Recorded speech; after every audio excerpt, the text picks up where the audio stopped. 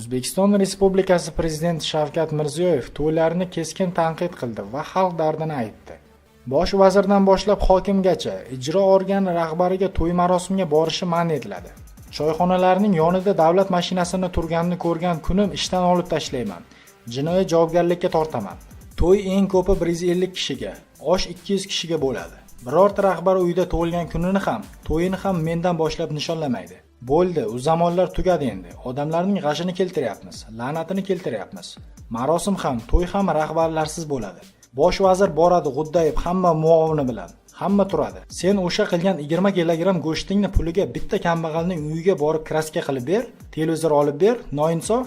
Qaror chiqadi qaror. Prezident qarori emas, senatning qarori chiqadi.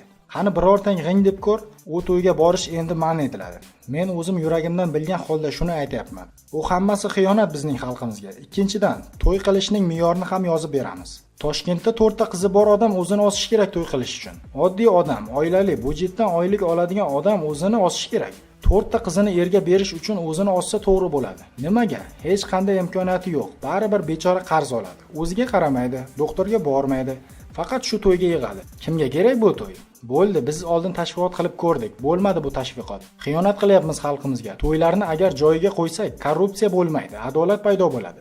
Agar birorta rahbar, prokurormi, hokimmi, soliqchimi, chegarachimi shu me'yordan chiqsa, o'sha kuni ko'rasizlar. Qamayman hammasini. Qaysi vazir yoki bosh vazir o'rinbosari shunday to'y qilishga qaydan oylik oladi? Hammasi o'g'irlik bu. Agar buni tagini surishtirsak, o'g'irlik. Bu ham ana shu adolatsizlikni targ'ib qiladi. Hamma bilish kerak. 110 kishi, 120 kishi, tamom. Juda borsa ruxsat olib komissiyadan 150 kishilik qiladi. Boshqacha to'y bo'lmaydi hech qayerda. Juda yaxshi to'y bo'ladi. Faqat yoshlar bo'ladi to'yda. Qariyalar non sindirishga boradi. Yoshlar to'yga boradi. Nima uchun buni aytayapman? Andijonda ham juda haliga ketgan ertalabki to'ylar, avvalo ertalabki to'ylar yo'q bo'ladi. Bo'ldi endi, obedda soat 1 dan 2 gacha to'y. Kechqurun qaysi restoran to'y qilsa, o'sha restoranni yopamiz, degan prezident.